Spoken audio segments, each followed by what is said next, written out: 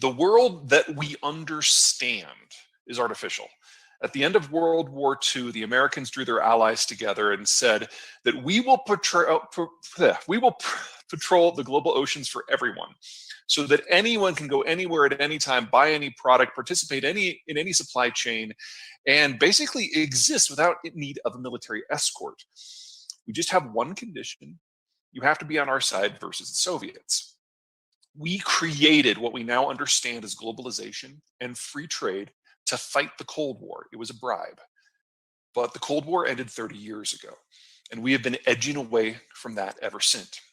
It's not a Trump thing, it's not a Biden thing, it's not a Clinton thing, it's not a W. Bush thing. It's an American thing. And we are past the point of no return. Now let's assume for the moment that you like globalization, that you want it to continue. Well, the question is then, what does the United States need to do if it wants to keep this system running?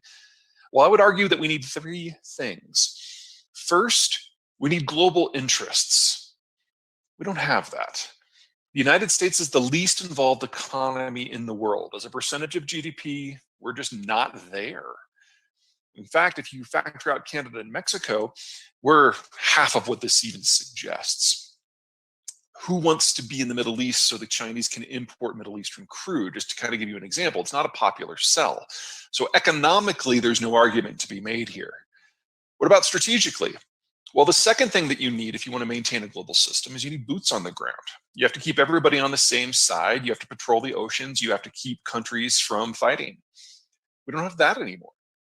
This is total American troops stationed overseas since World War II.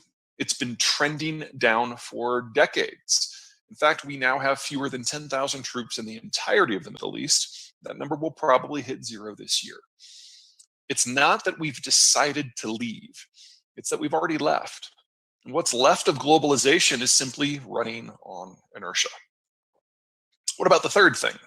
Well, global engagement requires a political system at home that has bipartisan agreement on America's role in the world.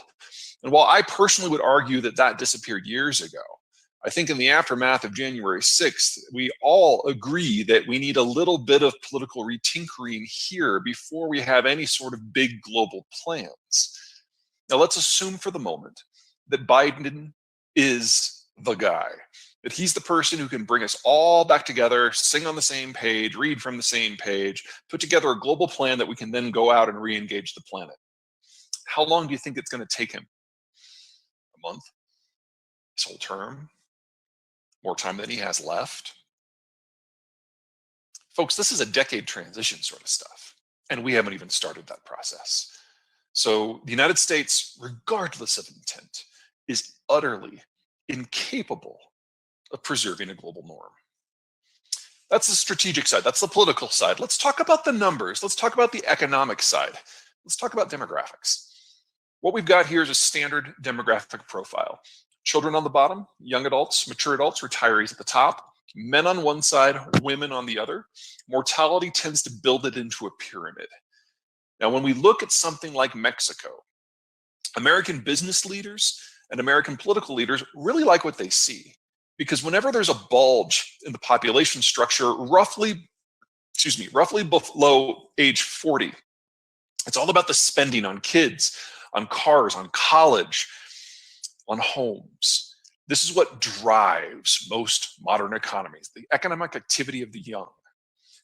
Now, this also is very complementary to the American political system and the American economic system. I mean, just think about the mechanics of this. When you're under 40, you're relatively new at your job. Your value add is not very high. Well, that means that the Mexicans are good at low and mid-scale manufacturing and assembly. That's not what the American workforce does. We do the high end. We do the design.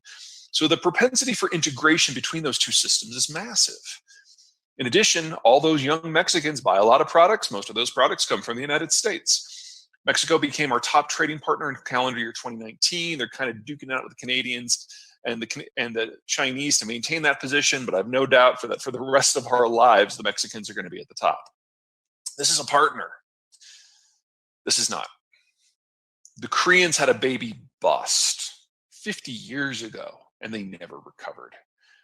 Now, they've got a lot of workers who are above age 40, in fact, in their late 50s, early 60s, folks who have been doing what they do literally for decades, very experienced, very high value added, going head to head with the American worker.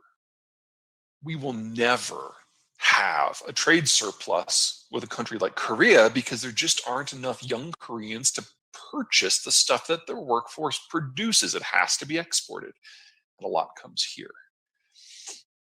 Now, from roughly 1980 to 2015, the world was at this wonderful demographic moment.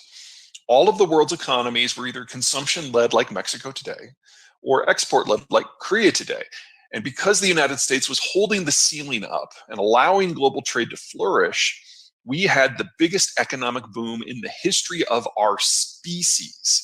GDP, personal growth, trade levels, all of them grew at record levels for 35 years straight. And everything was more or less in perfect balance. This is the ultra-globalized world that we all know. But it was just a moment in time. Here we've got a number of the major economies back in the year 2000. Looks great, right? But 20 years later, we are all 20 years older. The global demographic of high consumption was already ending on its own. And the export-led economies, they're all aging into mass retirement. The worst among them is China. Between the one-child policy and rapid urbanization, the Chinese population is in a state of collapse. They're now the fastest aging society in the world. And by 2100, there will be less than half as many Chinese as there are today, assuming nothing else goes wrong.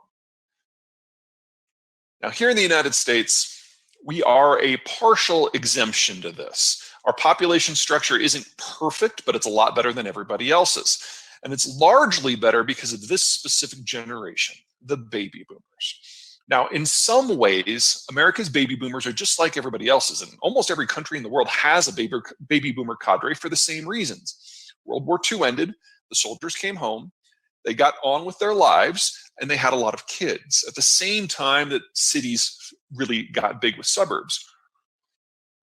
In that, the boomers do not stand out. Also, the boomers are aging into mass retirement on the same schedule as everybody else, and that's changing the capital structure. So think about how you invest your money personally. When you're 35, you put a very small sliver of a small income away for the future. When you're 55, it's a big fat wedge of a much larger income. And when you're 64 3/4, every dime you can spare, you put into your retirement account. As you age, the velocity of money increases, the volume of money increases, everything that you contribute to the system increases. But then the day after you retire, you never add to it again. In fact, you liquidate your stocks and your bonds and you put it into things like T-bills and cash because you can't take the volatility. So we get this accelerating, steepening curve of capital availability, and then it just falls off a cliff. Writ large, the baby boomers globally retire next year. We're only a year away now. That cliff is just in front of us. Now, in all of that, the baby boomers are the same. American boomers, Canadian boomers, German boomers, Japanese boomers, they all pretty much retire at the same time because they were all born at the same time. But our boomers, America's boomers, did one thing different. They had kids. And say what you will about the American millennial generation, and there's so much we can say about the American millennial generation. They've got one thing going for them that most of their cohorts around the world don't. They exist, and they're providing consumption to the system now, and they will be providing investment in the future.